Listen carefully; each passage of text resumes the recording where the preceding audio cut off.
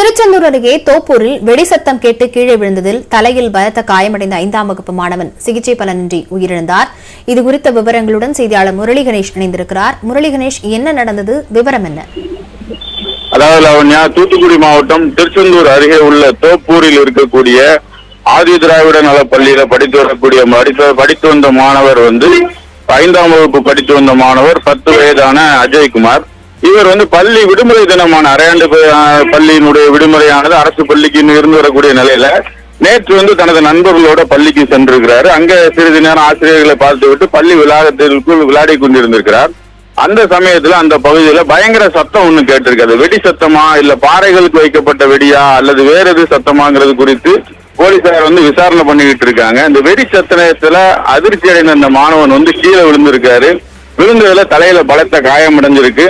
காயத்தோட முதலுதவி செய்யப்பட்டு நெல்லையில் உள்ள அரசு மருத்துவமனையில சிகிச்சைக்காக அனுமதிக்கப்பட்டிருக்காங்க.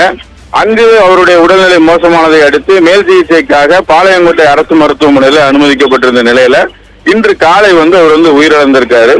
பள்ளி நிர்வாகத்தின் மீது நடவடிக்கை எடுக்க வலியுறுத்தி அவரது உறவினர்கள் உடலை வாங்க மறுத்து பாளையங்கோட்டை அரசு மருத்துவமனையில போராட்டத்தில் ஈடுபட்டு வர்றாங்க. லாவண்யா,